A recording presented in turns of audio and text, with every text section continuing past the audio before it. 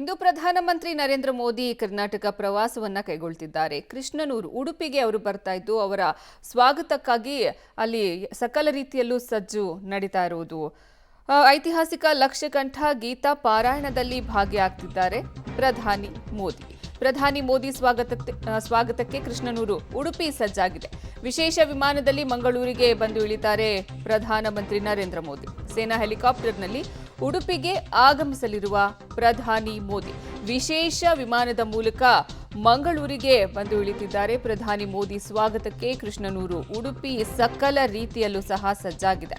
ಇಂದು ಪ್ರಧಾನಮಂತ್ರಿ ನರೇಂದ್ರ ಮೋದಿ ಕರ್ನಾಟಕ ಪ್ರವಾಸವನ್ನ ಕೈಗೊಳ್ತಿದ್ದಾರೆ.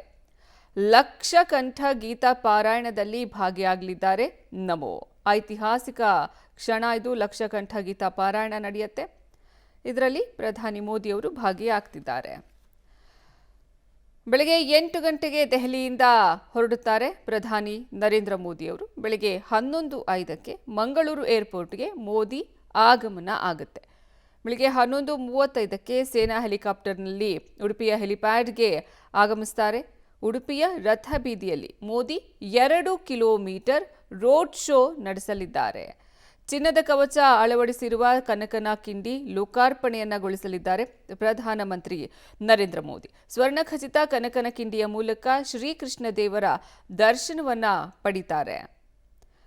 ಇನ್ನು ಅಷ್ಟಮಠಾಧೀಶರೊಂದಿಗೆ ಪ್ರಧಾನಿ ಮೋದಿ ಮಾತುಕತೆಯನ್ನು ಸಹ ನಡೆಸ್ತಾರೆ.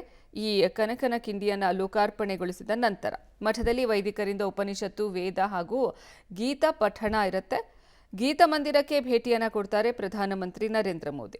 ಗೀತಾ ಮಂದಿರದಲ್ಲಿ ನೂತನ ಅನಂತ ಪದ್ಮನಾಭ ದೇವರ ಪ್ರತಿಮೆ ಅನಾವರಣಗೊಳಿಸೋರಿದ್ದಾರೆ. ಧ್ಯಾನ ಮಂದಿರದಲ್ಲಿ ಧ್ಯಾನವನ್ನು ಸಹ ಪ್ರಧಾನಮಂತ್ರಿ ನರೇಂದ್ರ ಮೋದಿ ಅವರು ಕೈಗೊಳ್ತಾರೆ. ಗೀತಾ ಮಂದಿರದಲ್ಲೇ ಲಘು ಉಪಹಾರ ಸ್ವೀಕಾರವನ್ನು ಸಹ ಮಾಡಲಿದ್ದಾರೆ ಪ್ರಧಾನಿ ಮೋದಿಗಾಗಿ ತುಳುನಾಡಿನ ತಿಂಡಿಗಳನ್ನು ಸಹ ಅಲ್ಲಿ ಸಿದ್ಧತೆ ಮಾಡಿಕೊಳ್ಳಲಾಗಿದೆ. ಅಲ್ಲಿ ಏನೇನು ಪ್ರಸಿದ್ಧವಾಗಿದೆ ಅದಿರತ್ತೆ. ಲಕ್ಷಕಂಠ ಭಗವದ್ಗೀತಾ ಸಮಾವೇಶದಲ್ಲಿ ಪಾರಾಯಣದಲ್ಲಿ ಪ್ರಧಾನಿ ಮೋದಿ ಭಾಗಿಯಾಗ್ತಾರೆ. ನೆಲದ ಮೇಲೆ ಆಸೀನರಾಗ್ತಾರೆ ಅನ್ನೋದು ಸಹ ಮಾಹಿತಿ. ಭಗವದ್ಗೀತೆಯ 10 ಶ್ಲೋಕಗಳ ಪಠಣವನ್ನ ಪ್ರಧಾನಮಂತ್ರಿಯವರು ಮಾಡಲಿದ್ದಾರೆ. ಬಳಿಕ ಪ್ರಧಾನಿ ಮೋದಿ ಭಾಷಣವನ್ನು ಸಹ ಉಡುಪಿಯಲ್ಲಿ ಮಾಡೋರಿದ್ದಾರೆ.